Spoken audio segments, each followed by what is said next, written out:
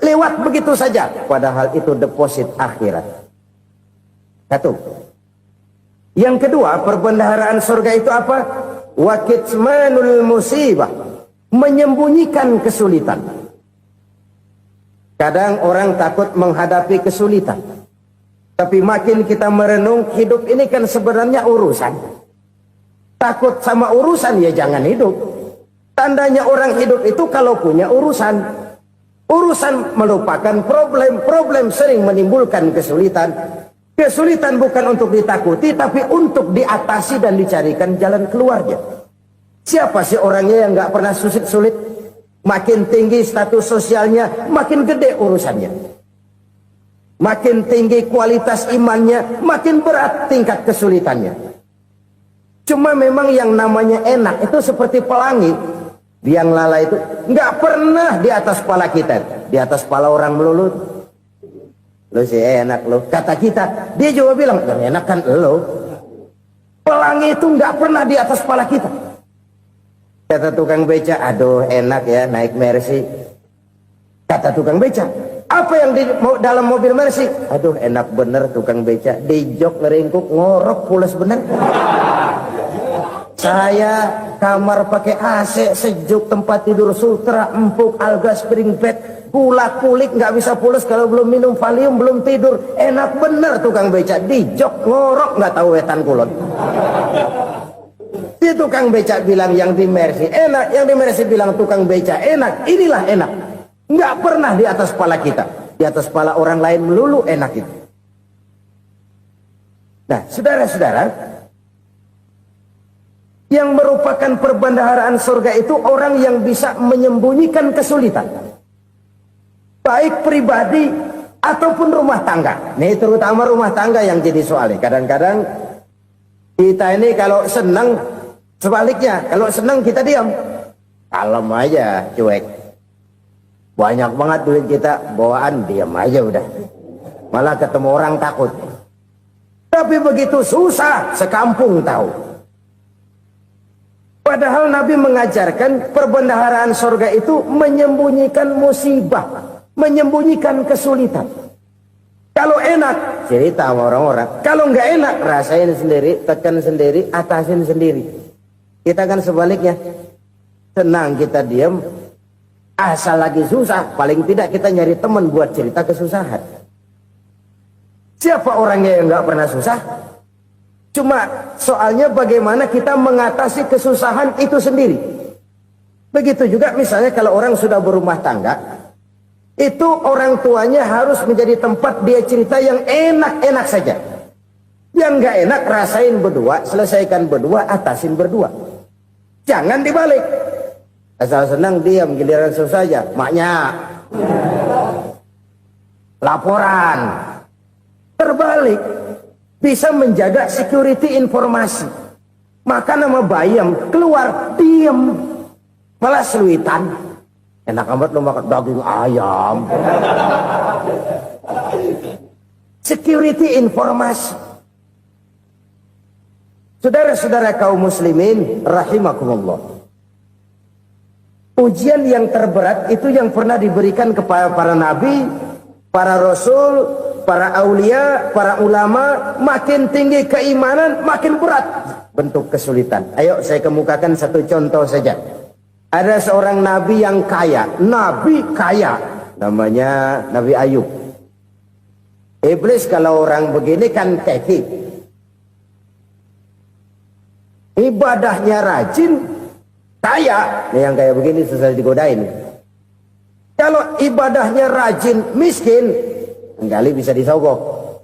Sini imannya mantap, ibadahnya rajin, kaya, nabi lagi. Oh, tapi namanya iblis, nggak kurang akal. Laporan, Tuhan, kenapa iblis? Ya ini bahasa saya, bahasa Qurannya sih nggak gitu. Itu hambamu yang namanya Ayub, dia rajin ibadah cuma karena dikasih kaya aja. Coba kasih miskin dia, berhenti dia sembahyang. Ah, kamu bisa aja. Saya tahu Ayub itu hambaku yang ikhlas. Saya buktiin Tuhan, silahkan. Dibuktiin lah, iblis turun ke alam ini. Yang mula-mula dia lakukan, dia rusak sawah ladang Nabi Ayub. Dia binasakan binatang ternak Nabi Ayub. Sehingga dalam waktu singkat, jatuhlah Nabi Ayub dari orang paling kaya jadi orang paling miskin. Beliau masih ibadah di mihrab dalam masjid. Datang iblis. Saudara Ayub, ya, lagi ngapain? Ibadah. Nyembah Allah, nyembah Allah. Oh, percuma. Kenapa? Tuhan yang ente sembah nih, dia udah bikin miskin ente. Sawah ladang ente hancur lebur, binatang ternak binasa. Sekarang ente jadi orang paling miskin. Ngapain nyembah Tuhan kayak begitu? Tekor. Udah berhenti dah ibadah, berhenti ibadah. Ini iblis sama Tuhan lapornya lain, yang dikerjakan kepada Nabi Ayub juga lain. Benar begitu iblis, kata Nabi Ayub. Iya, sawah ladang saya habis, buras. Binatang ternak saya binasa, binasa. Saya miskin, bangpak. Apa jawab Nabi Ayub? Bukan innalillahi, ini hebat. Alhamdulillahillazi a'tani wa akhza minni. Segala puji bagi Allah yang telah memberikan harta kepada saya dan sekarang mengambilnya lagi. Alhamdulillah. Allah yang ngasih, Allah yang ambil. Itu mah urusan Allah. Iblis cuman ibadah jalan terus, sujud lagi Nabi Ayub. Iblis seleher gondok banget. Dasar Nabi nggak mempan dia apa-apain. Miskin malah alhamdulillah. Allah yang ngasih, Allah yang ambil. Jadi kalau kita tidak komit, kita tidak terikat kepada kaya, miskin, senang, susah, apa yang bisa bikin kita susah? Jadikan kekayaan, kemiskinan, jadikan senang, susah sebagai anak buah yang bisa kita atur. Jangan kekayaan ngatur kita, jangan kemiskinan ngatur kita. Kita yang harus mengatur mereka. Senang, susah, kaya, miskin, bahagia, sengsara, jadikan itu anak buah yang bisa kita atur. Kalau sekarang kita kaya, lain saat boleh jadi kita miskin, semiskin-miskinnya. Allah yang ngasih, Allah yang ambil. Tenaga mana yang bisa menghalangi? Ibadah jalan terus. Iblis makin gondok. Dasar Nabi loh. Akhirnya apa? Nabi Ayub dikerjain, diberikan penyakit. Demikian fatal penyakitnya. Bayangin, udah miskin, sakit. Masya Allah. Miskin, sakit. Sakitnya nggak lama, kira-kira 16 tahun. Istrinya 3, 2 mental minta ceraiin. Ngerawatin laki bengek begini. Senang belum tentu, susah udah pasti nih. Cerai aja, cerai lah. Cerai. Tinggal satu Siti Rahmah yang setia menemani beliau. Sesetia-setianya hati perempuan. Satu saat Siti Rahmah bilang, "Bang, ya, abang kan Nabi, Bang. Lalu, namanya Nabi kan doanya jarang meleset, Bang. Maksud kamu minta kenapa sih sama Tuhan biar abang sembuh, baik dah, Bang?" Siti Rahmah, iya. Saya sakit berapa tahun sih dah? 16 tahun, Bang. Sebelum ini saya sehat berapa tahun? Ya kira-kira 60 tahun, Bang. Nah, coba ente banding-bandingin, Rahmah. Saya dikasih sehat 60 tahun, dikasih sakit 16 tahun. Sudah nggak sabar mau doa kepada Allah minta sembuh. Saya malu kepada Allah. Diuji dengan yang luar biasa seperti ini, tidak mengganggu stabilitas kehambaannya. Dia tetap menghamba kepada Allah Subhanahu wa ta'ala. Saudara-saudara kaum muslimin rahimakumullah. Kunci menghadapi kesulitan itu apa? Allah jelaskan dalam satu ayat, wa basyiris sabirin alladzina iza asabathum musibah qalu inna lillahi wa inna ilaihi raji'un. Gembirakan orang-orang yang sabar. Siapa mereka itu? Yang apabila mendapat musibah mereka kembali kepada keyakinan dasar. Segalanya dari Allah dan segalanya akan kembali kepada Allah. Ini konsepsi dasar dari sikap muslim dalam menghadapi berbagai kesulitan. Segalanya dari Allah, segalanya akan kembali kepada Allah. Kalau ini sudah kondisi dasarnya, maka kita akan lapang menghadapi kenyataan bagaimanapun pahitnya. Apakah itu namanya miskin? Apakah itu namanya sakit? Bahkan maut sekalipun, segalanya dari Allah, segalanya akan kembali kepada Allah. Ini sikap hidup, bukan sekedar ucapan. Kita kadang-kadang menjadikannya sebagai ucapan. Mulutnya sehingga berhenti, innalillahi wa inna ilaihi rajiun, tapi nangisnya terus gerung-gerungan. Bukan itu, ini kesadaran moral. Kalau segalanya dari Allah, segalanya kembali kepada Allah, kan sebenarnya cuma nunggu giliran. Hari ini saya nyembayangin dia, entah hari apa saya disembayangin orang. Hari ini saya antar dia ke kubur, entah hari apa orang nganterin saya ke kubur. Hari ini saya tahlilkan dia, entah nanti kapan orang tahlilkan saya. Segalanya dari Allah, segalanya akan kembali juga kepada Allah. Oleh sebab itu saudara-saudara, kesulitan bukan untuk ditakuti. Kesulitan justru untuk diatasi, dicarikan jalan keluarnya. Dan tidak ada orang yang tidak pernah mendapat kesulitan. Tidak ada. Semakin tinggi status sosial, semakin tinggi kualitas keimanan, semakin besar juga tingkat kesulitan. Hanya saja bagaimana cara kita mengatasinya. Dan Al-Quran menyatakan, inna ma'al usri yusra. Di balik kesulitan itu pasti ada kemudahan. Roda itu berputar.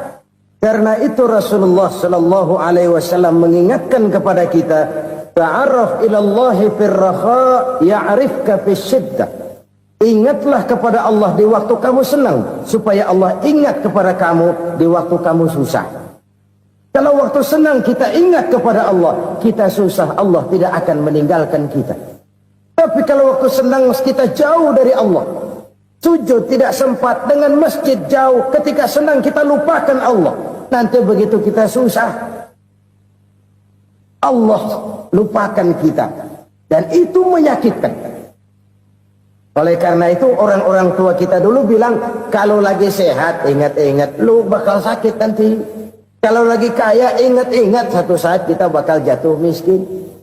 Bahkan kalau lagi muda ingat-ingat kita bakal tua. Dan yang terpenting, kalau lagi hidup ingat-ingat kita bakal mati. Saudara-saudara kaum muslimin rahimakumullah. Jadi yang kedua yang merupakan perbendaharaan surga, menyembunyikan musibah. Saudara-saudara kaum muslimin rahimakumullah. Hal ketiga yang merupakan perbendaharaan surga adalah wasilatur rahmi. Orang yang suka bersilaturahmi. Sebagaimana yang kita maklum bahwa manusia adalah makhluk yang disebut zon politika. Makhluk sosial yang tidak mungkin hidup sendiri-sendiri. Betapa dan siapapun kita memerlukan orang lain. Bodoh betul manusia kalau tinggal di tengah masyarakat tapi tidak mau bermasyarakat. Merasa hebat sendiri, pintar sendiri, gagah sendiri, kaya sendiri. Mungkin kalau mati juga ngubur sendiri. Jangankan kita di sini. Di sorga saja Nabi Adam waktu sendirian bengong melulu, ngondar mandir. Allah tegur dam sepi dam. Ya ini kalau bahasa saya. Iya Tuhan sepi ini nggak ada coret-coretan pisan ini. Diciptakan Siti Hawa baru anteng Nabi Adam. Itu di sorga. Cobalah. Umpamanya saudara tinggal di Jakarta nih. Kayak bener. Apaan aja di Jakarta punya saudara dah. Jembatan Semanggi ambil. Monas, Buntel bawa pulang. Hotel-hotel ambil semua. Cuman tinggal di Jakarta sendirian, apa enaknya? Betapa dan siapapun kita perlu orang lain. Tidak ada seorang pun yang bisa memenuhi kebutuhan hidupnya secara sendiri-sendiri. Nah, Islam telah menyelamatkan manusia dari ras diskriminasi. Mengikat manusia dengan persaudaraan yang berlandaskan kepada akidah. Karena itu dianjurkan bersilaturahmi.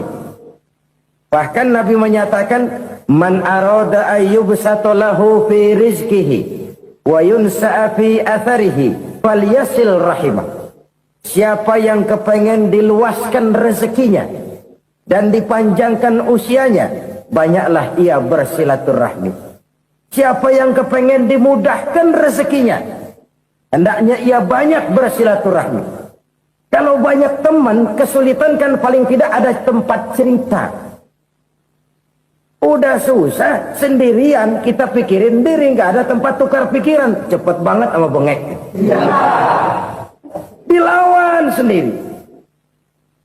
Nah, secara makro kita bisa berkata, tidak mungkin ada kemenangan kalau tidak ada kekuatan. Tidak ada kekuatan kalau tidak ada kesatuan dan persatuan. Tidak mungkin ada kesatuan dan persatuan tanpa semangat silaturahmi.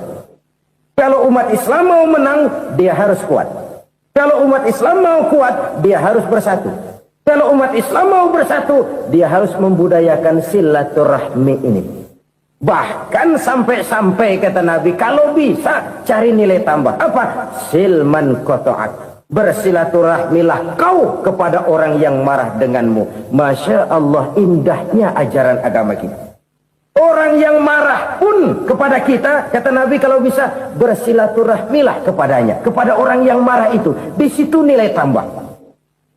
Cuman jujur nih hadis, ngucapinnya gampang, ngamalinnya yang berat banget. Orang marah sama kita, kita disuruh silaturahmi. Ada apa malu? Lu marah, ada gue marahan lagi. Tunggu pikirin. Saudara-saudara kaum muslimin rahimakumullah. Tapi ini yang diajarkan, bahkan ini yang dicontohkan oleh baginda Rasul. Bagaimana begitu mudah, misalnya satu saat Abu Jahal ini ngatur strategi bagaimana bikin Muhammad celaka. Dia gali lubang di depan tempat tidurnya. Dia tutupin daun korma. Terus dia panggil seseorang, ke sini. Kasih tahu Muhammad, pamannya sakit keras, minta ditengokin. Berangkat orang ini ke sana. Muhammad, labbaik. Pamanmu sakit keras, dia minta ditengokin. Baik, saya akan datang menjenguk beliau. Berangkatlah Nabi ke rumah Abu Jahal tanpa prasangka apapun. Abu Jahal udah pasang setil, selimut 3 rangkap setengah dipakai, persis kayak orang meriang. Tapi sembari ngintip dari balik selimut. Begitu Muhammad buka pintu, nah masuk perangkap nih. Muhammad jalan menuju tempat pembaringan. Makin lama makin dekat, makin lama makin dekat, makin dekat ke lubang yang dipasang oleh Abu Jahal itu. Dalam hati Abu Jahal, terus dah jatuh, mampus dah lo ini. Mampus lo hari ini nih. Apa yang terjadi? Malaikat Jibril datang. Muhammad, pamanmu cuma pura-pura sakit. Di depan tempat tidurnya ada lubang perangkap supaya kamu jatuh ke situ. Sudah, kamu pulang. Balik kanan Nabi. Sudah hampir jatuh ke lubang, balik kanan, pulang. Bayangin kecewanya Abu Jahal. Muhammad dikit lagi, Muhammad dikit lagi. Enggak paman, saya pulang aja. Emosi bangun dari tempat tidur, enggak sadar kalau lagi pura-pura sakit. Lompat ngejar Nabi, dia lupa dengan lubang yang dia gali. Usrah, nyemplung sendiri ke dalam lubang.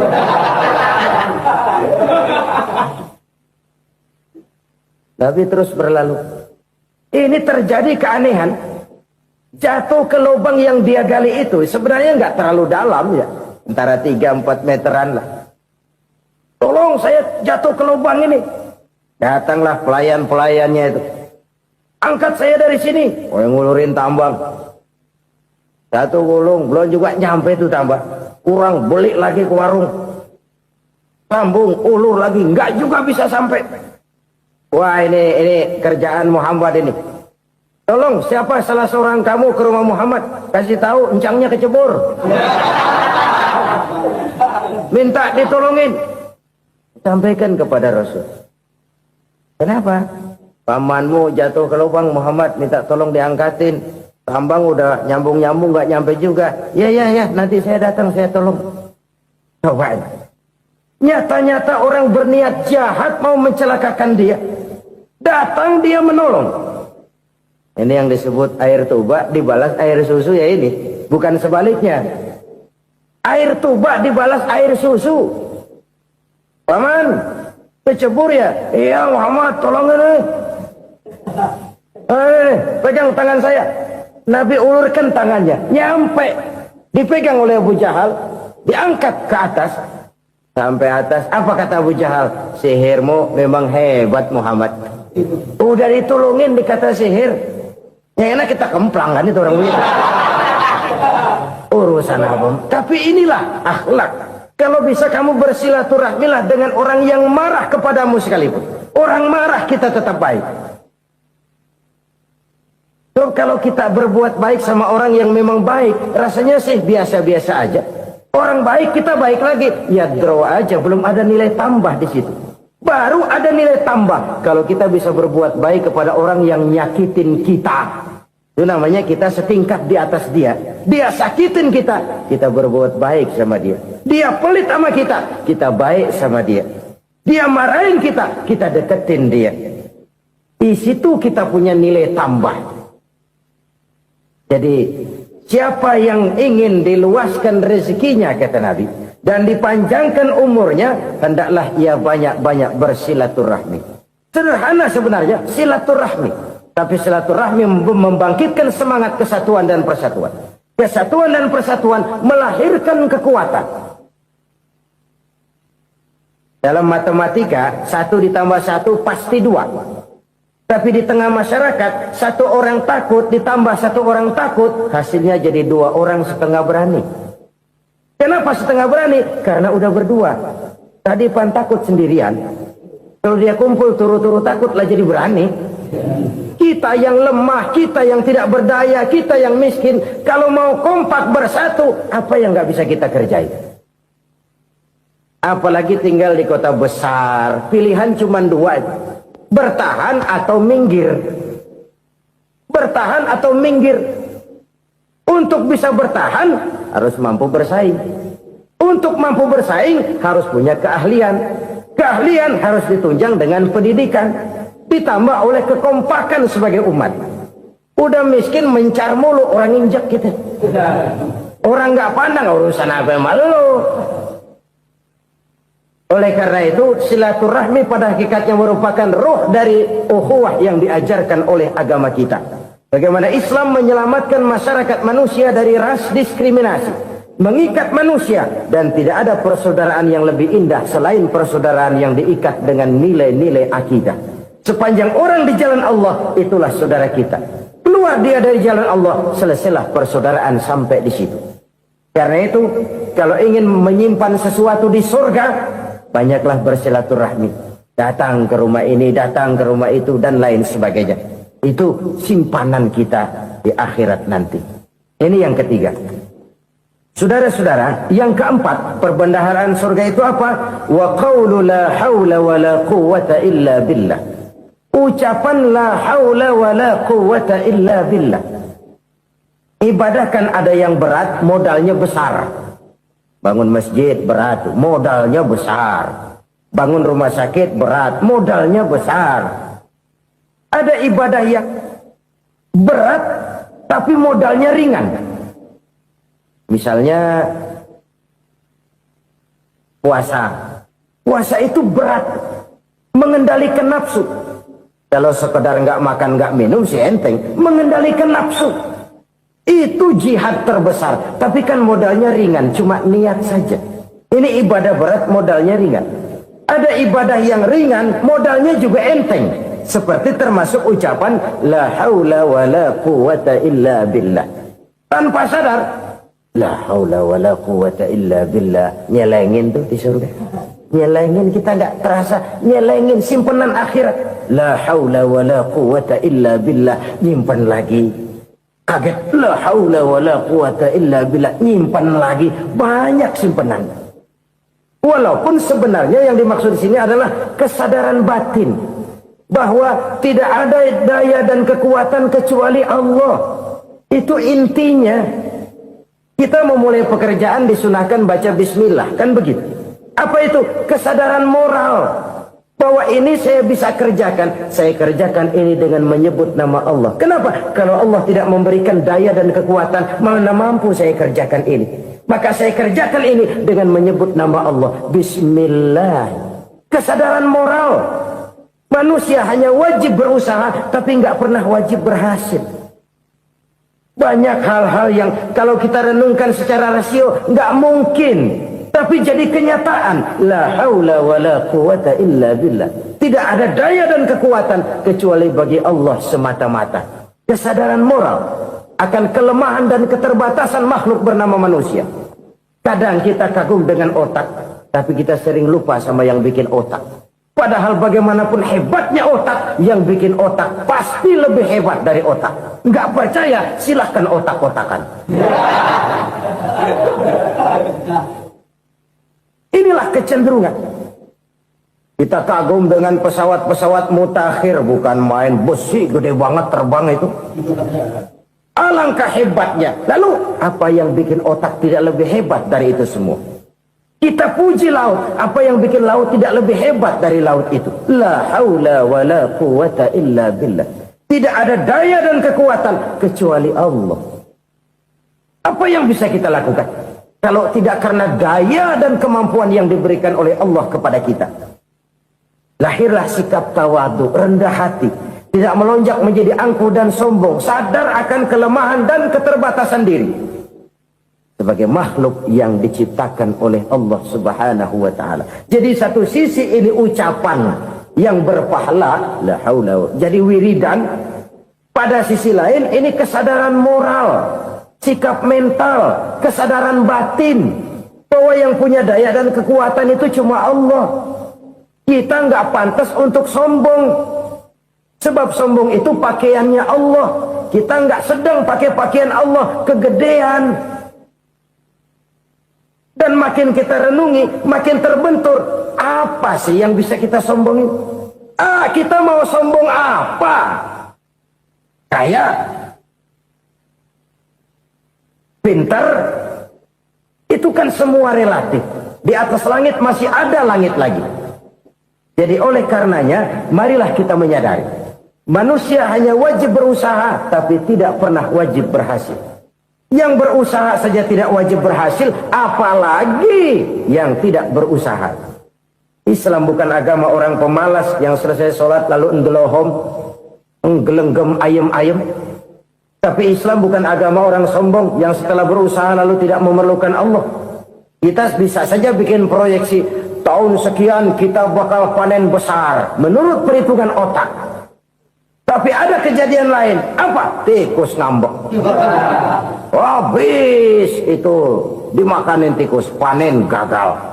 Proyeksi rasional gagal oleh tikus-tikus yang ngambek itu.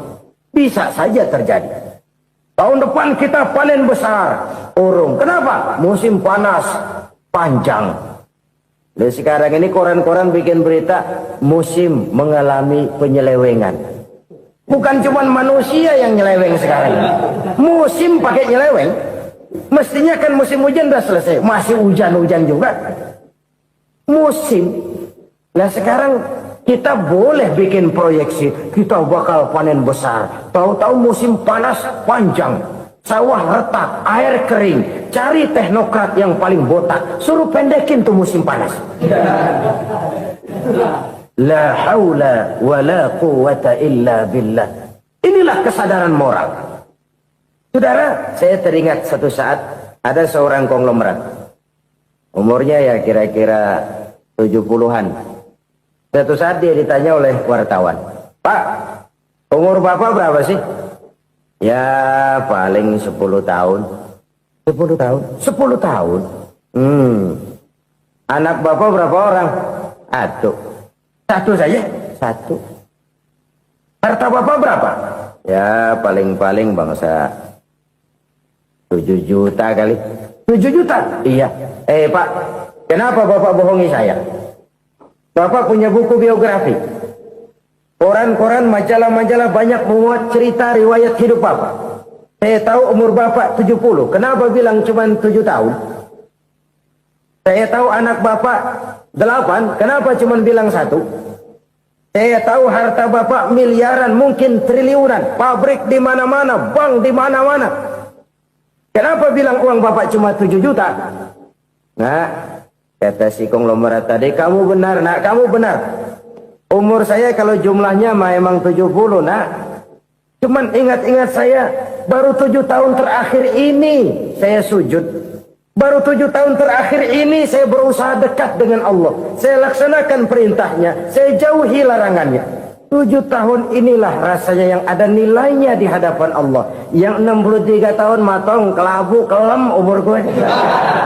Habis untuk maksiat, untuk munkarat. Maka ketika ditanya tadi, umur saya 7 tahun itu.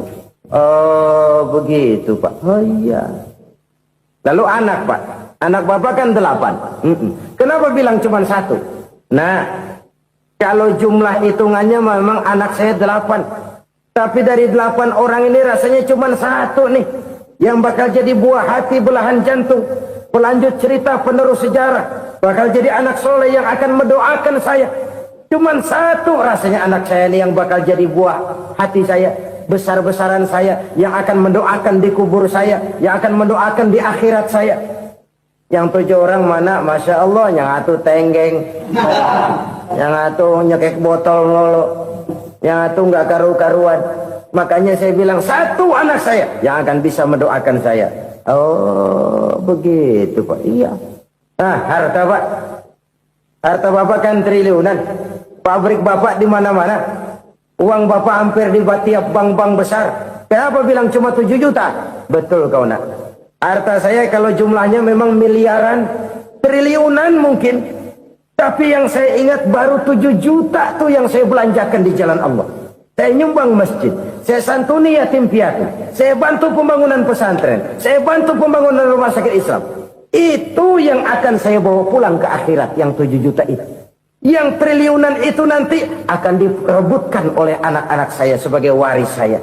Jadi harta saya 7 juta itu yang bakal nemenin saya di akhirat. Yang akan saya bawa pulang jadi teman saya. Saudara-saudara kaum muslimin, jangan-jangan orang tua itu adalah kita-kita ini. Jangan-jangan kita-kita ini adalah orang tua itu. Jangan-jangan itu potret dari diri kita masing-masing. Dari sekian umur yang diberikan Allah, berapa tahun yang ada nilainya di hadapan Allah? Dari sekian anak-anak yang merupakan amanah, berapa yang akan mendoakan kita sebagai orang tuanya menjadi anak soleh? Dari sekian banyak harta yang diberikan Allah, berapa yang akan kita bawa pulang menghadapnya nanti, yang kita belanjakan di jalan Allah? Ini sebuah potret kehidupan. Karena itu kita kembali kepada la haula wa la quwata illa billah. Kita wajib berusaha, kita wajib berikhtiar. Selebihnya, segala daya dan kekuatan hanya milik Allah saja semata-mata. Satu kesadaran batin dari setiap pribadi muslim. Setelah ia berusaha dan berikhtiar, ia menyerahkannya kepada Allah Subhanahu wa ta'ala. Jadi, satu sisi ini merupakan wiridan ucapan yang mengandung pahala. Pada sisi lain, ini merupakan sikap batin dari seorang muslim di dalam ia menghadapi realitas kehidupan ini. Saudara-saudara kaum muslimin, rahimakumullah. Kalau ini kita jadikan satu basis kehidupan, maka ini akan menyelamatkan manusia dari kemungkinan tergelincir menjadi orang yang lupa diri dan lupa darat. Sebab itu Imamul Ghazali berpesan, jadidis safinah fa innal bahra amiq wa khuziz zad fa inna safara ba'id wa khaffifil hamla fa innal hamla sadid. Perbarui selalu kapalmu karena lautan sangat dalam. Bawa bekal yang banyak karena perjalanan ini sangat jauh. Ringankan beban karena kebanyakan beban akan menyakitkan. Alangkah indah kalimat ini, alangkah dalam makna yang terkandung di sana. Perbarui selalu kapalmu karena lautan sangat dalam. Apa artinya ini? Jaga mentalmu baik-baik. Pelihara imanmu baik-baik karena hidup penuh cobaan seperti lautan. Kita kalau berlayar di lautan kan kadang-kadang tenang, angin bertiup sepoi-sepoi basah. Jika malam datang bintang gemintang bertabur menghias cakrawala, rembulan memantulkan sinarnya dengan indah. Dalam keadaan begitu berlayar enak, tapi lain saat ombak menggunung, halilintar menyambar, angin topan bertiup. Berapa banyak sudah saudara-saudara kita yang tenggelam di lautan dunia tanpa sadar bahwa dia belum sampai kepada pantai yang akan dituju. Berapa banyak sudah Saudara-saudara kita yang tenggelam di lautan dunia ini tanpa sempat bangkit lagi. Dia menyangka sudah sampai kepada tujuannya. Hati-hati kapal jangan sampai bocor karena lautan sangat dalam. Iman ini jaga baik-baik karena hidup penuh dengan ujian. Wa khuzizat fa inna safar ba'id. Bawa bekal yang banyak karena perjalanan sangat jauh. Saudara mau ke Bandung, bawa duit. Saudara mau ke Surabaya, banyakan lagi duitnya. Saudara mau ke Mekah, gepokan, iketan tuh duit nggak lembaran lagi. Makin jauh perjalanan, makin banyak bekal yang harus kita bawa. Kalau saudara dari Jakarta mau ke Surabaya, kagak bawa duit berangkat juga, itu sih bukan berani namanya, nekat. Sampai Surabaya belum tentu, sengsara di jalan udah pasti. Kenapa? Nggak bawa bekal berangkat. Sama juga kita nih, misalnya belum sempat sembahyang, mati. Waduh, berani banget orang. Belum punya bekal, mati. Sengsara di jalan. Atau bekal tidak cukup. Dari Jakarta, saudara mau ke Surabaya, bawa duit 500 perak. Paling jauh Cikampek nyampenya itu. Paling jauh itu. Antara jauhnya perjalanan dengan bekal yang saudara bawa tidak seimbang. Hidup ini perjalanan panjang. A walking tour. Dimulai dari alam arwah. Sebelum jasad diciptakan, roh diciptakan lebih dulu. Dari situ pindah ke alam rahim. Dari alam rahim pindah ke alam dunia. Dari alam dunia pindah ke alam barzah. Baru menuju akhirat. Satu perjalanan panjang. Kalau bekal tidak bawa, sengsara di jalan. Bawa bekal yang banyak karena perjalanan ini sangat jauh. Wa khaffifil hamla, ringankan beban karena beban itu cuma akan menyulitkan. Kalau bekal itu sih keperluan, tapi beban nggak kita perluin, cuma ngeberat-beratin. Apa ini beban? Dosa, kecurangan, kebatilan, kesoliman, ketidakadilan, kesewenang-wenangan. Itu akan jadi beban kita di akhirat. Alangkah celakanya, perjalanan panjang, bekal tidak bawa, beban kelewat banyak, alamat sengsara di jalan. Pahala tidak ada, dosa berlipat ganda. Na'udzubillah, summa na'udzubillah. Kalau kita rangkum nasihat Al-Ghazali dengan kisah si konglomerat tadi, kita akan mengambil kesimpulan. Pertama, bekal terbaik dalam menghadapi gejolak kehidupan ini tidak lain adalah iman. Yang kedua, pahala dan dosa. Dua hal kontroversial. Pahala adalah bekal, dosa adalah beban. Tapi kita sekarang kan tidak begitu terangsang kepada yang abstrak. Orang berlomba mencari yang konkret-konkret saja. Yang real. Kalau memang dosa, benjol dong. Kira-kira begitu. Kira-kira begitu. Persis orang Yahudi dulu. Orang Yahudi itu kan pernah minta kepada Nabi Musa. Ya Musa, lan nu'mina laka hatta narallaha jahrah. Musa, kami nggak bakal mau beriman kepada Allah kalau belum kami lihat Allah ada nongkrong di depan kami. Kalau memang Tuhan ada, taruh dong di depan kami. Mau yang konkret-konkret saja. Kalau memang dosa, benjol dong. Kalau memang pahala, berasa dong. Orang terangsang kepada yang real, yang konkret-konkret saja. Karena itu, untuk mengejar dosa, orang mau bayar. Tapi untuk mengejar pahala, walaupun tidak bayar, orang segan. Ini yang dikatakan oleh Nabi, kamu mengharapkan ke surga, tapi kamu berat melaksanakan sesuatu yang bisa membawa kamu ke surga. Kamu ingin jauh dari neraka, tapi tiap saat kamu lakukan perbuatan-perbuatan yang justru menjerumuskan kamu ke neraka. Idda'aitum an-najata minan nar wa ramaitum fiha anfusakum. Kamu ingin selamat dari neraka, tapi kamu lemparkan diri kamu ke neraka. Kamu ingin masuk surga, tapi berat sekali kamu melakukan perbuatan-perbuatan yang bisa menyampaikan kamu di surga. Saudara-saudara kaum muslimin, rahimakumullah. Jadi hal keempat yang merupakan perbendaharaan surga adalah la haula wa la quwwata illa billah. Satu sisi ini merupakan ucapan yang memperberat timbangan akhirat. pada sisi lain ini merupakan sikap hidup seorang muslim, kesadaran batin yang sangat dalam bahwa tidak ada daya dan kekuatan kecuali Allah. Dan itu kita simbolkan pada saat memulai pekerjaan dengan Bismillah, dengan menyebut nama Allah. Satu kesadaran moral, saya hanya bisa melakukan ini karena diberikan daya dan kekuatan oleh Allah. Lahirlah sikap tawadu, rendah hati, tidak melonjak menjadi angkuh dan sombong. Saudara-saudara, sampai sini dulu jumpa kita kali ini. Semoga 4 perbendaharaan surga ini dapat kita lakukan, yang kelak akan merupakan bekal kita di kemudian hari nanti. Amin ya rabbal alamin. Bapak-bapak, ibu-ibu, saudara-saudara kaum muslimin rahimakumullah. Di dalam kehidupan kita sebagai seorang muslim, minimal 5 kali dalam sehari semalam kita mendengar seruan untuk mendirikan solat yang disebut azan. Ada kalimat menarik di dalam kalimat azan itu, yakni seruan hayya 'alal falah, marilah menuju kepada keberuntungan, marilah meraih kemenangan. Seruan ini adalah kecenderungan dari setiap manusia, apapun warna kulitnya. Artinya, setiap orang dalam hidup selalu ingin meraih dan mencari kemenangan.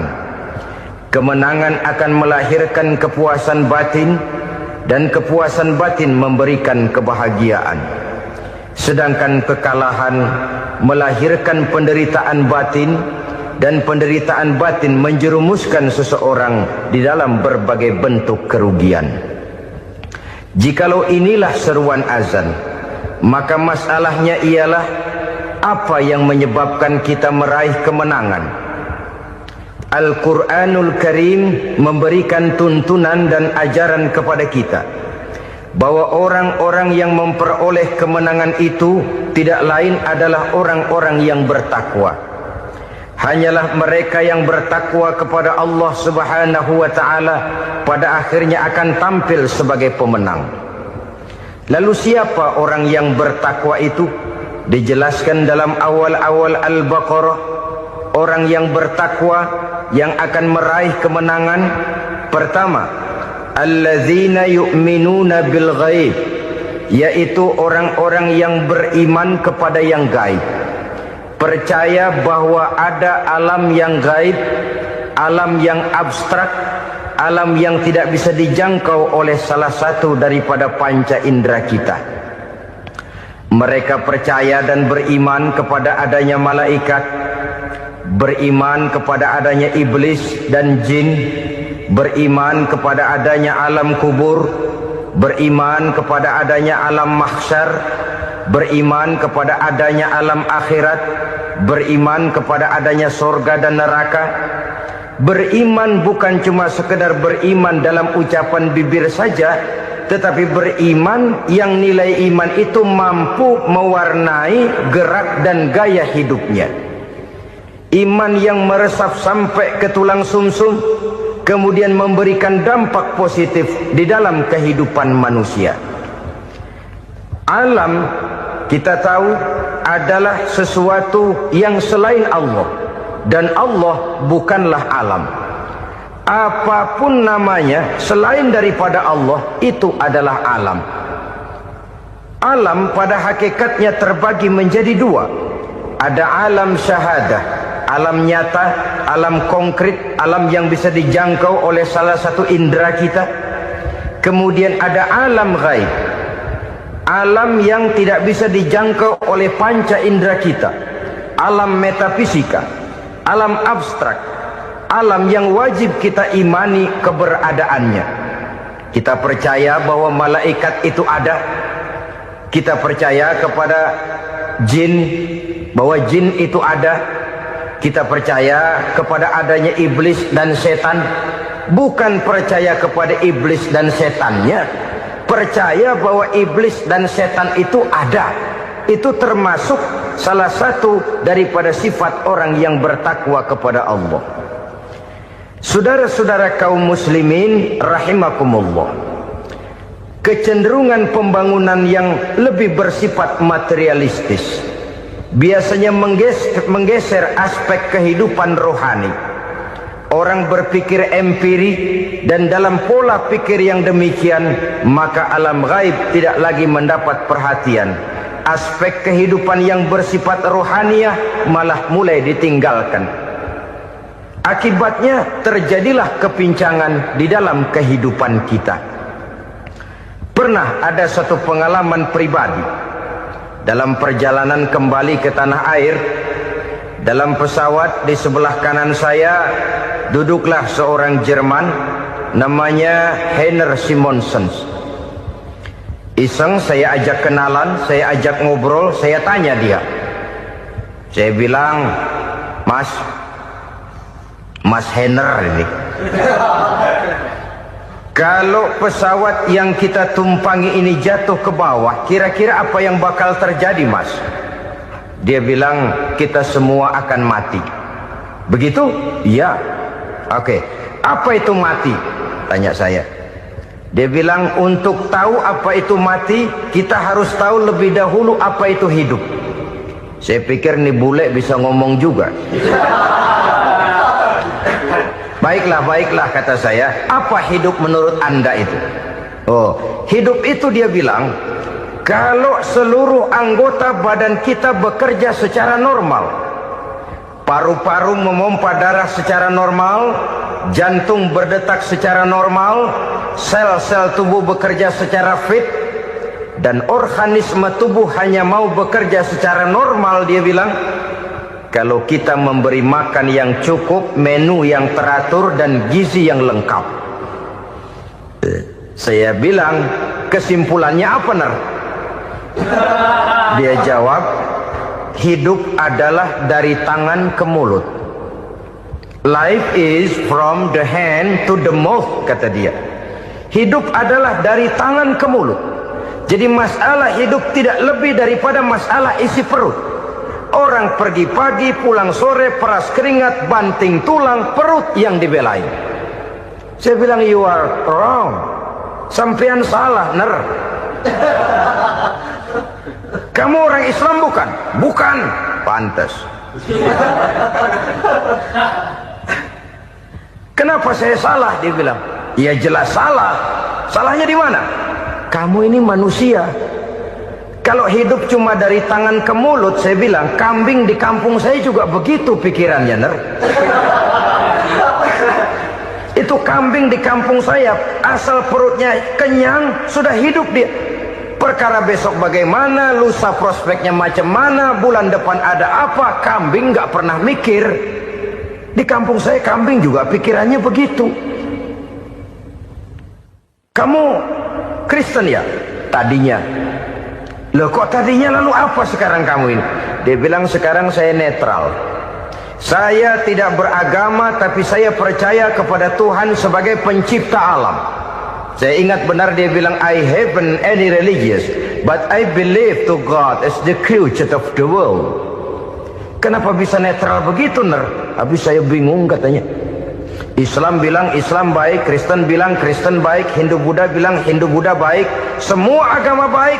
Saya netral sekalian, nggak beragama. Yang penting saya percaya kepada Tuhan. Saya bilang, Ner, kamu ini kayak orang mau beli celana, lalu bingung. Yang satu bilang Levi's bagus, yang satu bilang Blue Jean hebat, yang satu bilang Wool England hebat. Celana ini hebat, celana itu bagus, celana ini hebat. Semua celana bagus, kamu bingung. Akhirnya netral, tidak pakai celana. Itu juga salah. Saya pikir-pikir, kemudian saya melihat bahwa dua pola berpikir Heiner ini nampaknya sudah mulai menggejala di lingkungan masyarakat bangsa kita. Disadari atau tidak, secara jujur kita harus berkata, dua pola pemikiran Heiner ini mulai berkembang di tengah masyarakat bangsa kita. Pertama, pola pikir materialisme. Hidup adalah dari tangan ke mulut. Masalah hidup tidak lebih masalah isi perut. Itu yang perlu dibela, dan disitulah arti kehidupan. Pergi pagi, pulang sore, peras keringat, banting tulang untuk mempertahankan perut. Kalau sudah kemari cara orang berpikir, maka buat apa percaya kepada yang gaib? Untuk apa sholat? Untuk apa puasa? Untuk apa zakat? Untuk apa menghadiri majelis taklim?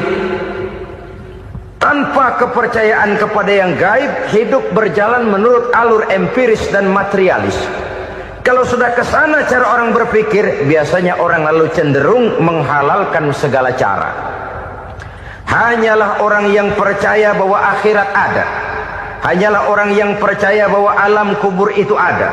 Hanyalah orang yang percaya bahwa malaikat itu ada, hidupnya akan lebih terarah dan terkendali. Karena kepercayaan kepada yang gaib, yang merupakan fase daripada kehidupan setelah hidup yang sekarang ini, mewarnai gerak pribadi seseorang di dalam dia melakukan kegiatan hidupnya. Pola berpikir materialisme, disadari atau tidak, mulai menggejala di lingkungan masyarakat bangsa kita. Hidup tidak lebih dari urusan tangan ke mulut, mulut ke tangan, tangan ke mulut. Asal perut sudah kenyang, hiduplah sudah. Perkara bagaimana prospek hari yang akan datang, bagaimana akhirat tidak jadi persoalan. Ini yang oleh Nabi diperingatkan, ad-dunya sijnul mu'min wa jannatul kafir. Dunia adalah penjara bagi orang beriman dan surga bagi orang kafir. Dulu di zaman Belanda hadis ini pernah disalah tafsirkan, disalah artikan, digunakan sebagai senjata untuk mengkebiri dan membuat impoten umat Islam. Sudahlah umat Islam gak usah macam-macam, kata Belanda. Dunia ini kan penjara buat orang Islam, surga buat orang kafir. Di penjara jangan bertingkah.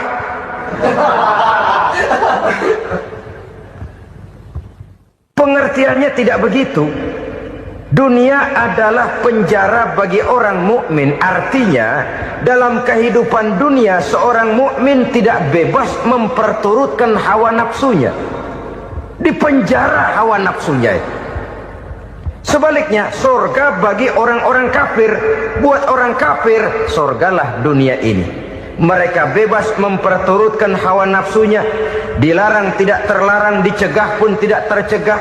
Mereka hidup menurut alur bisikan nafsu mereka sendiri. Kemudian bila ajal datang, maut merenggut nyawa, selesailah surganya sampai di situ. Maka bagi orang-orang yang tidak percaya kepada adanya akhirat, kepada adanya alam gaib, surganya sebatas umurnya. Sekali lagi, surganya sebatas umurnya. Bila umur selesai, ajal pun datang merenggut nyawa, selesailah sudah surganya sampai di situ. Alangkah pendeknya perjalanan orang-orang yang tidak percaya kepada alam gaib ini. Bagi kita mukmin, jikalau kita mampu memenjarakan hawa nafsu, kita bisa bahagia di dunia ini. Dan Islam memang tidak menyuruh kita sengsara di dunia. Raih dunia, kejar dunia, gapai dunia sebagai alat untuk mencapai kebahagiaan di akhirat nanti. Hidup adalah satu perjalanan panjang yang terbentang sejak kita terlahir dari alam rahim sampai kepada alam akhirat nanti. Andai kata kita gagal meraih kebahagiaan di dunia, toh kita masih punya akhirat. Tapi jangan jadi dalil yang melemahkan semangat. Biarin dah kita di dunia kebelangsat, yang penting akhirat. Akhirnya dunia benar-benar kebelangsat. Bagaimana dunia ini bisa kita raih, dan bagaimana meraih dunia untuk menunjang kepentingan akhirat nanti. Yang kedua, dari pikiran Heiner yang saya lihat menggejala di lingkungan masyarakat bangsa kita, timbulnya manusia-manusia netral. Seolah-olah Tuhan yes, agama no. Sama Tuhan percaya, agama ogah. Tuhan ngangguk, giliran agama godeng. Padahal hampir dalam setiap ayat dalam Quran, kata-kata amanu biasanya bergandeng dengan wa amilus sholihat. Iman dan amal soleh. Ini sebagai isyarat Tuhan dan agama jangan pernah dipisah-pisah. Apabila kita bertuhan, maka kita harus beragama. Apabila kita beragama, maka agama itu harus bersumberkan dari Tuhan yang kita imani itu. Tidak mungkin kita pisah, Tuhan yes, agama no. sama Tuhan percaya tapi agama bikin sendiri. Sembayangnya cukup bengong 2 jam madep ngulon.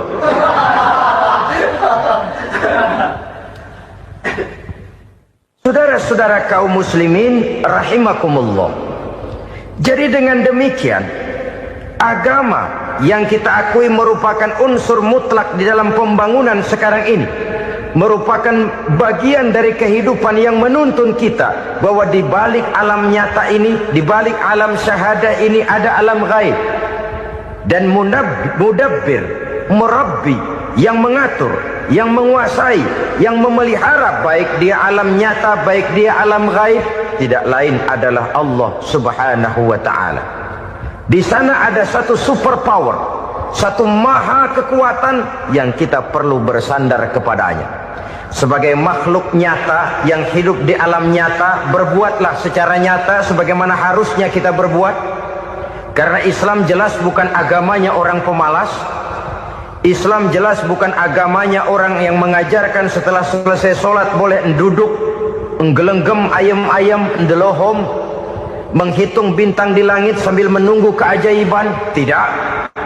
Islam adalah agama yang mengajarkan apabila sholat sudah selesai kamu kerjakan, bertebaranlah di permukaan bumi, cari karunia Tuhanmu. Jangan hidup berpangku tangan menunggu keajaiban. Karena hidup bukan undian. Jangan berharap untung besar tanpa mau peras keringat. Tapi di sebalik itu toh kita juga harus yakin bahwa di sisi usaha nyata yang kita lakukan ada satu super power, satu maha kekuatan gaib yang menentukan berhasil dan tidaknya usaha kita. Kepercayaan kepada hal semacam inilah yang mendorong kita untuk mempunyai sandaran vertikal, agar jikalau usaha ini berhasil, kita tidak lupa diri dan lupa daratan. Jikalau usaha ini gagal, kita tidak putus asa dan buruk sangka, tidak cupik pandangan dan sempit hati, tapi mampu melihat persoalan dengan kacamata putih sambil husnuzon kepada Allah Subhanahu wa ta'ala. Kita percaya malaikat itu ada. Ada yang namanya raqib dan atid, mengawasi gerak hidup kita sampai kepada gerak hati kita. Ini memberikan sugesti agar kita berhati-hati. Tidak sejengkal tanah pun kita bisa berlindung dari pengawasan raqib dan atid. Ada munkar nakir yang akan menyoal kita di alam kubur.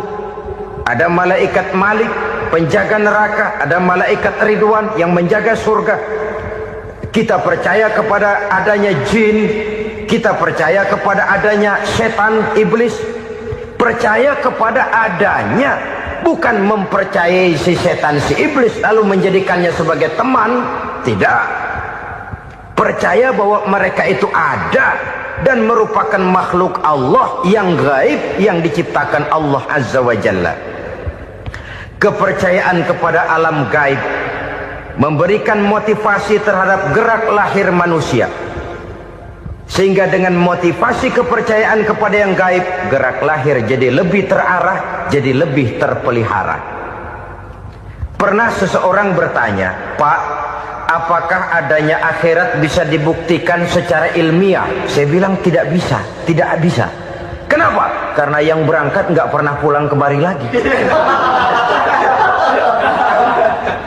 Kalau dia pulang kemari bisa kita tanya bagaimana enak di sono. Cuma secara moral saya katakan, lebih beruntung orang yang percaya kepada akhirat daripada yang tidak. Sekarang saudara percaya akhirat ada, lalu saudara baik-baik di dunia, sholat, puasa, zakat, menolong orang lain, menebarkan kebajikan. Saudara mati, andai kata akhirat tidak ada, toh dalam hidup saudara sudah berbuat baik. Paling tidak nama saudara akan dikenang sebagai orang baik. Sebaliknya, saudara percaya, kata saya, bahwa akhirat tidak ada, lalu hidup semau-maunya, tenggelam dalam maksiat dan munkarat, menentang Allah, tidak mau ruku dan sujud. Lalu saudara mati, kemudian akhirat ada, ayo mau apa? Bekal tidak punya. Jadi secara moral lebih beruntung orang yang percaya kepada adanya akhirat daripada yang tidak percaya. Dan itu alam gaib yang tidak bisa dibuktikan secara eksat. Jangankan untuk membuktikan seperti itu, dalam kehidupan sehari-hari saja yang kita rasakan tidak selalu berbentuk toh. Angin, bagaimana sih bentuknya angin? Kita tidak tahu. Merah, buktinya kalau dikerok merah. Yang merah itu kulit, yang kulit kita bukan anginnya. Sakit, rasa sakit itu ada, tapi bagaimana bentuk sakit? Kita nggak pernah tahu. Kalau kita makan cabai pedas, bagaimana bentuk pedas itu tidak ada, tapi rasa ada. Bentuk pedas hijau, cabainya bukan pedasnya. Tidak semua yang kita rasakan bisa kita gambarkan dalam bentuk yang konkret. Oleh karena itu, sekali lagi bahwa kepercayaan kepada alam yang gaib mampu memberikan satu sugesti yang menata kehidupan seseorang lebih lurus, lebih terarah, dan lebih terkendali. Maka wajar kalau kepercayaan kepada yang gaib mengantarkan seseorang untuk meraih kemenangan. Kenapa? Dia percaya kepada yang gaib, bahwa akhirat ada, bahwa alam kubur ada, bahwa pertanggungan jawab itu ada. Maka dia lalu tidak hidup saenae udele dewe itu loh. Tidak hidup menurut seleranya sendiri, terarah, teratur. Ini cirinya yang pertama. Orang bertakwa yang akan meraih kemenangan, mereka beriman, mereka percaya kepada yang gaib. Bahkan hal-hal konkret saja selalu berangkat dari yang gaib. Saudara-saudara, para remaja, para pemuda sekarang ini tidak pernah tahu toh siapa yang akan jadi teman hidup saudara. Kita bisa saja ngerancang, mentargetkan, tapi toh akhirnya yang namanya jodoh bukan kekuasaan kita. Rezeki di luar kemampuan kita. Begitu juga ajal. Maut, jodoh, ajal adalah contoh-contoh konkret bahwa pada akhirnya yang gaiblah yang menentukan. Bertahun-tahun ngelancong, emang jodoh seret, nggak jadi.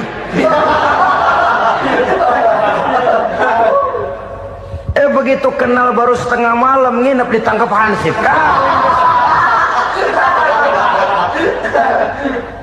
Hal-hal semacam itu kadang-kadang kita berpikir suuzon, gilet, perempuannya cakep banget, lakinya rebek amat. Memang begitulah jodohnya. Memang begitulah jodohnya.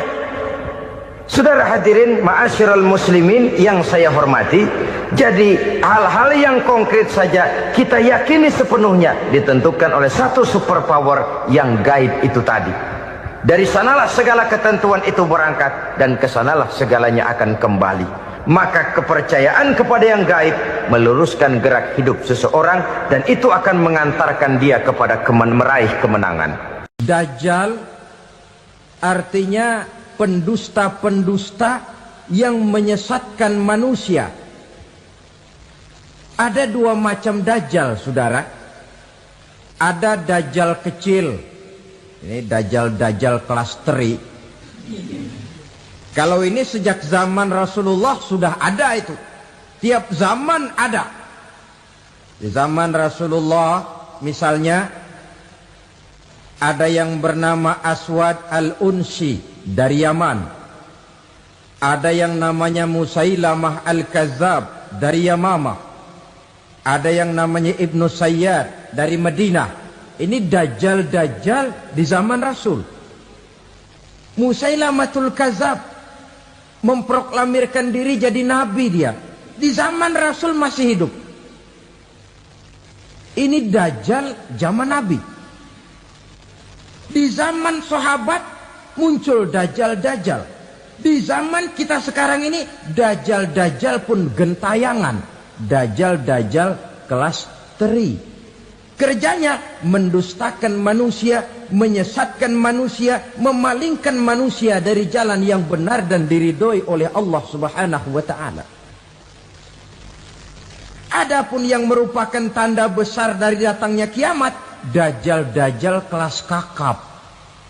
Pembohong-pembohong besar yang menyesatkan masyarakat manusia berpaling dari jalan Allah mengikuti jalan mereka. Apa sih ciri Dajjal itu? Kata Nabi dalam hadis Bukhari Muslim, "Inna Dajjala," sesungguhnya yang namanya Dajjal itu yakhruju, satu saat akan muncul mendekati hari kiamat, wa inna ma'ahu ma'an, si Dajjal ini membawa air, wa naran, dan juga membawa api. Dua simbol. Di tangan yang satu dia bawa air, di tangan yang satu dia bawa api. Wa ammal ladzi yarahu an-nasu ma'an fanarun. Adapun yang orang banyak lihat air, hakikatnya adalah api. Yang dilihat api, hakikatnya adalah air. Oleh sebab itu, kalau api yang ditawarkan, ambillah air. Kalau air yang ditawarkan, pilihlah api. Maksudnya apa ini? Ini bahasa simbol, saudara-saudara. Dajjal bicaranya seolah-olah untuk kepentingan manusia. Menawarkan surga. Surga yang dia tawarkan hakikatnya neraka. Hai manusia, kalau kau mau bahagia, jangan dekat-dekat dengan agama. Solat itu tidak efektif dan efisien, tidak produktif dari segi ekonomi itu. Menghadiri majelis taklim cuma buang-buang waktu. Tahajud, tasbih, tahlil, baca Quran, apa itu? Pekerjaan mubazir saja.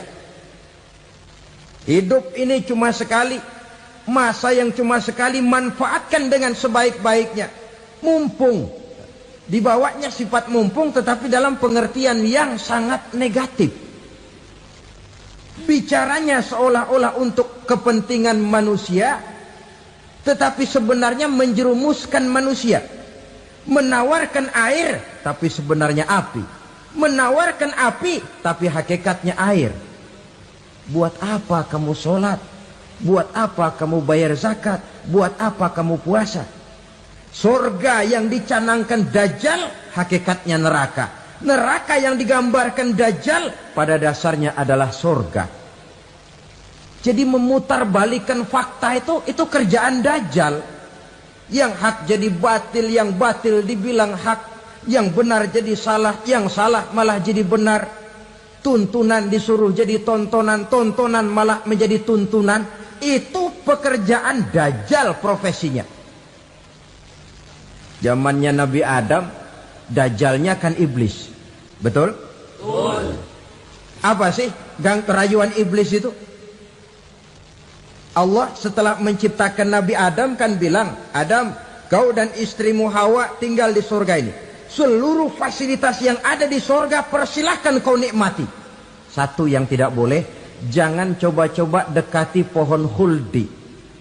Dekat saja jangan, apalagi sampai memetiknya. Datang Dajjal yang namanya iblis ini. Adam, kamu tahu nggak kenapa tidak boleh makan buah khuldi? Ya nggak tahu, pokoknya saya dilarang. Bodoh kamu Dam.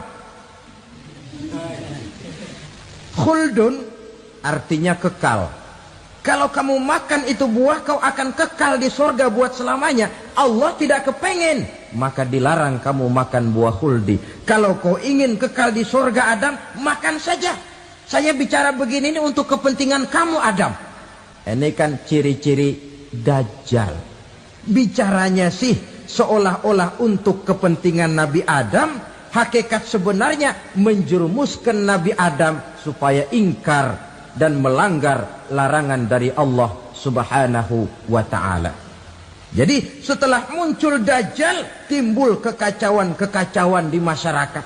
Banyak yang terpengaruh, terpedaya dan terpesona. Termasuk mereka yang memproklamirkan diri jadi nabi. Mereka yang memproklamirkan diri jadi rasul di zaman sesudah Rasulullah wafat, itu adalah Dajjal-Dajjal. Maka saya ingatkan, kalau di zaman kita sekarang ini ada orang ngaku jadi nabi, ada orang ngaku jadi rasul, biar bahasa Arabnya kental, Quran hafal, hadis ribuan hadis hafal, biar pakai serban sampai menyengser ke tanah, bahasa Arabnya fasih, tapi dia mengaku jadi nabi, jadi rasul. Kita umat Islam wajib tidak percaya, wajib untuk tidak percaya. Itulah dajjal-dajjal zaman kita sekarang ini. Tidak mustahil mereka datang mempengaruhi orang awam supaya berpaling dari Rasulullah, mengikuti mereka. Nah, di akhir zaman nanti, mendekati hari kiamat, dajjal ini muncul, dajjal kelas kakap, menyesatkan masyarakat manusia untuk berpaling dari Islam, mengikuti seruan mereka. Apalagi di antara datangnya kiamat itu, tanda yang besar itu, turunnya Nabiullah Isa Al-Masih, putra Maryam. Menurut berbagai hadis yang sahih, Nabi Isa Al-Masih nanti akan turun lagi. Tidak membawa risalah yang baru, tapi meluruskan risalah Islam ini yang telah banyak ditinggalkan oleh masyarakat.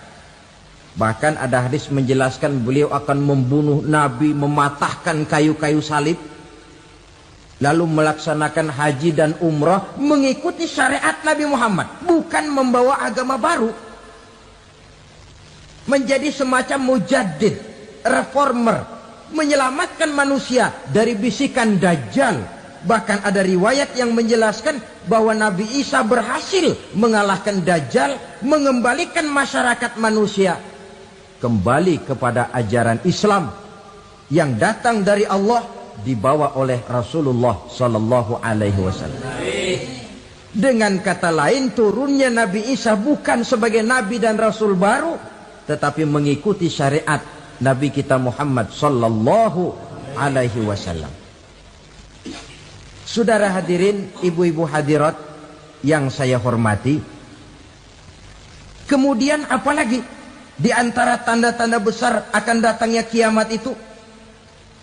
Keluarnya asap atau awan. Kata Nabi, inna min asrati sa'ah dukhanan yamla'u ma bainal masyriqi wal maghrib. Di antara tanda-tanda kiamat, munculnya awan antara langit dan bumi. Ini pun diperkuat dalam surah Ad-Dukhan ayat 10. Fartaqib yauma ta'tis sama' bidukhanin mubin fayughshan nas hadza azabun alim. Bagi orang-orang yang beriman, mereka biasa-biasa saja. Tapi bagi orang kufur, datangnya asap dan awan ini merupakan azab yang kelewat pedih. Barangkali sedikit mendekati gambaran tentang azab yang pedih ini, saya ingatkan alam pikiran kita kepada peristiwa yang belum lama terjadi. Pernah dengar berita bocornya reaktor nuklir di Chernobyl, Uni Soviet? Pernah dengar? Bocornya reaktor nuklir di Chernobyl yang mengakibatkan ratusan bahkan sangat mungkin ribuan nyawa. Cuma satu reaktor. Bagaimana kalau seluruh cadangan nuklir yang dimiliki oleh para negara adik kuasa ini diledakkan? Bahkan yang konon menurut catatan, cadangan nuklir yang dimiliki bersama oleh Amerika dan Rusia sekarang ini sudah sanggup memusnahkan 6 miliar manusia. 1,5 kali lebih banyak dari jumlah manusia yang nongkrong di permukaan bumi ini. Saudara-saudara hadirin yang saya hormati, lalu saat mendekati hari kiamat, apalagi tandanya? Setelah Nabi Isa wafat, pada saat turunnya yang kedua kali, lalu Allah meniupkan angin sejuk. Semua orang-orang beriman, orang-orang baik wafat, sehingga penghuni bumi ini cuma tinggal lagi terdiri dari orang-orang kafir. Tidak ada lagi di bumi ini yang bisa mengucapkan Allah. Sehingga dalam hadis qudsi itu ada keterangan, innallaha azza wa jalla yaqulu li Israfil. Allah pernah pesan kepada malaikat Israfil, kata Allah, Israfil, idza sami'ta qailan yaqul Allah Allah fa akhirin nafkhah 40 sanatan ikraman liqailiha. Hai Israfil, apabila kau dengar di permukaan bumi masih banyak orang yang mengucapkan Allah Allah, maka tunda sangkakala kiamat itu 40 tahun. Untuk apa? Ikraman liqailiha, menghormati orang yang mengucapkan Allah Allah itu. Wah, jadi karena sekarang masih banyak yang mengucapkan Allah, besar hatilah kita, masih jauh kiamat itu. Tapi jangan lupa, kiamat pribadi, kiamat kecil itu yang nggak kita sangka-sangka. Ajal datang mencabut nyawa, itu kiamat pribadi. Dan itu yang pasti kita hadapi. Dan itu yang membuat kita tidak boleh bersikap main-main di dalam kehidupan sekarang ini. Saudara hadirin yang saya hormati, tidak ada lagi orang-orang muslim. Seluruh penduduk dunia ini kafir. Lalu terciptalah struktur sosial yang berlandaskan prinsip hidup semau gue. Bakal terjadilah prinsip di mana yang kaya menyantap yang miskin, yang kuat menindas yang lemah. Hidup sudah bagaikan di rimba belantara. Berlaku hukum rimba. Siapa yang kuat dia yang menang. Siapa yang lemah menjadi mangsa. Timbul kekacauan. Maksiat merajalela. Munkarat menjadi-jadi. Sehingga isi bumi ini penuh dengan segala macam perbuatan dosa. Tidak ada perlunya lagi alam diperpanjang temponya. Datang saat yang sudah dijanjikan oleh Allah Azza wa Jalla, maka terjadilah yang disebut kiamat kubra, kiamat besar, kiamat ancur-ancuran. Bagaimana kejadian ini dimulai? Dalam surah Az-Zumar ayat 68, Allah Subhanahu wa taala berfirman, wa nufikha fis-suri fasa'iqa man fis samawati wa man fil ardi illa man sya'allahu. Maka manakala ditiuplah sangkakala, terkejutlah seluruh yang ada di langit dan seluruh yang ada di bumi. Bila saat kiamat datang, Allah perintah malaikat Israfil, Israfil, tiup sangkakalamu. Ditiuplah sangkakala oleh malaikat Israfil. Yang akibat daripada tiupan itu, seluruh yang ada di langit, seluruh yang ada di permukaan bumi terkejut. Yang ada di langit siapa? Malaikat kan. Bayangin aja kalau malaikat kaget, apalagi kita. Terkejut seluruh makhluk yang ada di bumi, yang ada di langit mendengar suara sangkakala itu. Bunyinya tidak sanggup kita bayangkan dahsyatnya. Ledakan nuklir, ledakan neutron, belum apa-apa ketimbang bunyi sangkakala malaikat Israfil ini. Nah, lalu mendengar bunyi sangkakala ini, gemparlah makhluk, kacaulah alam. Bumi gempa, planet-planet bertabrakan, gunung meletus, air laut tumpah ke darat, angin topan bertiup, halilintar menyambar. Lalu semua yang bernama hidup mati total. Mati bareng tanpa persiapan. La haula wala quwata illa billah. Saya kadang-kadang dalam tafakur bermohon, ya Allah, mudah-mudahan saya enggak nemuin kiamat beneran. Ngeri. Tidak bisa kita bayangkan macam apa suasana seperti itu. Allah saja banyak memberikan gambaran, misalnya Al-Qari'ah, Wa mal qari'ah, wa ma adraka mal qari'ah. Kejadian yang menggemparkan. Tahukah kamu apa kejadian yang menggemparkan itu? Yauma yakunun nasu kal farasil mabsus wa takunul jibalu kal ihnil manfus. Pada saat itu manusia berterbangan bagai kupu-kupu. Gunung berterbangan seperti kapas ditiup angin. Gunung saja macam kapas, konon lagi manusia. Kematian total, mulai semut sampai gajah mati. Jin mati, iblis mati, malaikat mati. Oh, malaikat saja mati. Saudara hadirin yang saya hormati, kematian total yang tanpa persiapan. Orang bilang, Pak, kalau mati bareng begitu yang repot malaikat maut dong ya. Cabut sana, cabut sini. Itu kalau menurut logika kita. Mestinya begitu menurut logika. Tapi logika juga yang nggak perlu serepot itu. Sebab untuk mematikan listrik di wilayah DKI, di wilayah Jakarta, nggak perlu tiap rumah didatengin, matiin, ya lama. Cukup dari kantor pusatnya saja PLN tekan satu tombol, gelaplah seluruh Jakarta.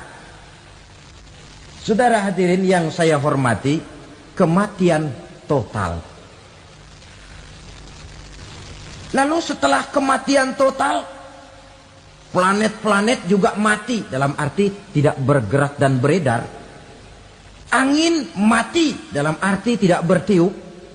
Air mati, dalam arti tidak ada riak gelombang. Pokoknya semua mati. Kullu nafsin za'iqatul maut. Semua yang bernafas mati. Dalam ayat lain, kullu man 'alaiha fan. Semua yang ada di permukaan bumi fana. Yang kekal cuma Allah subhanahu wa ta'ala. Yang paling belakang mati, malaikat maut dan malaikat Israfil. Tapi mati juga sesuai dengan janji Allah. 40 lamanya. Tidak dijelaskan oleh Abi Hurairah 40 jam, apa 40 hari, apa 40 tahun. Hadis-hadis cuma menyebutkan 40 saja. Sunyi alam. Yang tinggal cuma Allah saja lagi. Ketika itu Allah berseru-seru, katanya, limanil mulkul yauma. Siapa para penguasa hari ini? Mana itu raja-raja dan penguasa yang dulu mengaku jadi Tuhan? Fir'aun. Mana Fir'aun sekarang? Yang dulu jadi raja, merasa berhasil, sombong, lalu tidak mau turun-turun dari kekuasaannya, sampai kepada puncak kekurang ajarannya mengangkat diri jadi Tuhan. Mana itu Fir'aun? Namrus. Mana sekarang Namrus? La ilaha illa ana. Ternyata tidak ada Tuhan lain selain daripada aku, kata Allah. Proses kemudian, saudara-saudara, turunlah hujan dari langit. 40 lamanya hujan itu. Tidak jelas juga 40 jam apa 40 hari. Setelah air turun membasahi, datanglah tiupan sangkakala yang kedua. Semua yang bernama mati bangkit dari kuburnya masing-masing. Ini yang disebut Yaumul Ba'thi, hari kebangkitan. Allahu Akbar. Pada saat kita bangkit dari kubur kita masing-masing, kumpul di padang mahsyar namanya. Bayangin aja, saya sendiri nggak sanggup bayangin. Manusia sejak zaman Adam sampai zaman kiamat kumpul bareng di tempat sama. Berapa banyaknya itu?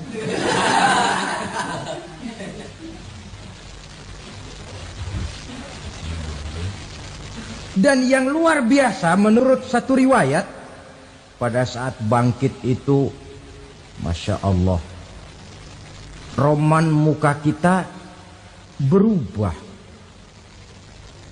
Disesuaikan dengan amalan kita waktu di dunia ini. Barang siapa yang waktu di dunia amalannya itu amalan tikus, di akhirat nanti dia bangkit dari kubur, mukanya seperti muka tikus. Gagah betul badannya, tapi mukanya seperti tikus. Kenapa? Amalannya waktu di dunia seperti amalan tikus.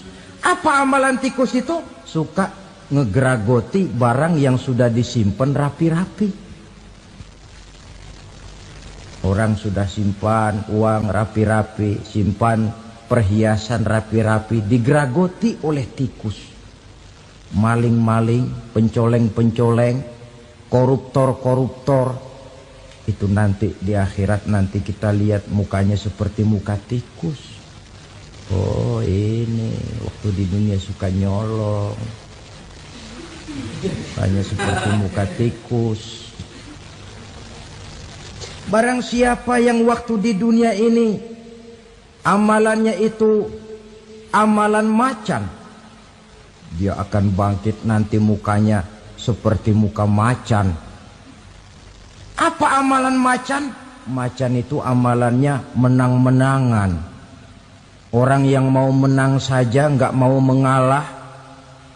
Coba lihat di hutan. Kenal hutan nggak? Nah. Di hutan, raja hutan di mana-mana pasti macan. Betul kan? Betul. Padahal hutan belum pernah bikin pemilihan umum. Tapi macan tidak peduli ada pemilihan umum apa tidak, pokok saya raja. Sebab apa? Macan jadi raja itu bukan karena benar, tapi karena kuat jadi raja. Setelah dia jadi raja, rakyat hutan yang mesti dilindungi malah dimakan oleh raja macan. Kambing rakyat hutan dimakan oleh macan. Ayam rakyat hutan dimakan oleh macan. Itu nanti kita lihat di akhirat itu mukanya seperti muka macan, gagah betul. Lalu barang siapa yang di dunia ini amalannya itu seperti amalan anjing, nanti dia punya muka seperti muka anjing. Apa amalan anjing? Pertama, anjing itu kalau disuruh jaga rumah, dia tidak bisa membedakan mana maling, mana tamu. Biar yang datang maling, kalau bawa tulang, anjing kalem. Yang kedua, anjing itu akan setia kepada siapa saja yang memberinya roti. Siapa yang memberinya roti, itulah majikannya. Apa kata majikannya, pasti dia laksanakan. Soal benar atau salah, dia tidak peduli. Setelah anjing dapat roti, dia tidak punya pilihan lain kecuali bilang, abdi mah kumaha juragan wae ayeuna mah.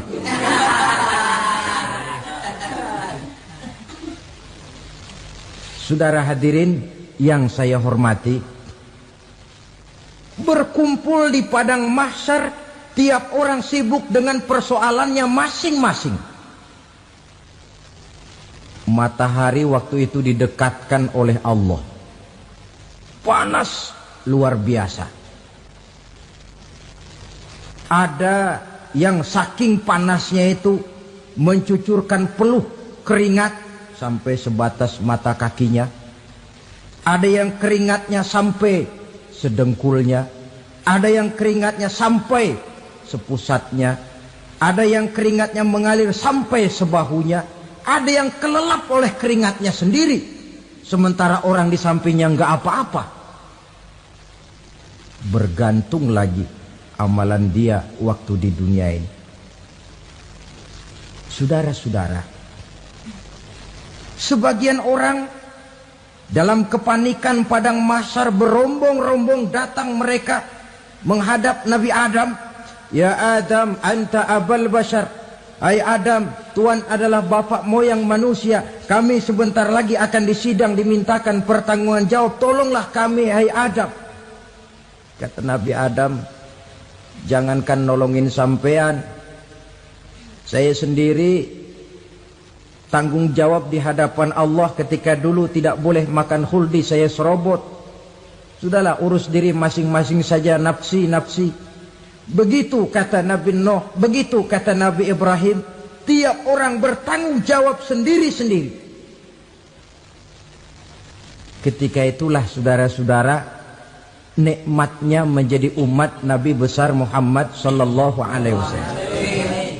Sebab apa? Walaupun menurut abjad kita ini umat paling belakang, paling belakang kita ini toh, karena Nabi Muhammad adalah Nabi akhir. Tapi akan dihisap lebih dulu, lewat di atas sirat lebih dulu, masuk surga lebih dahulu ketimbang umat-umat belakangan. Ketika Rasul mendekati ajal, beliau tanyakan itu kepada malaikat Jibril. Malaikat Jibril berkata, Muhammad jangan khawatir, Allah sudah berjanji, inni haramtul jannata ala sairil anbiya hatta tadkhulaha anta.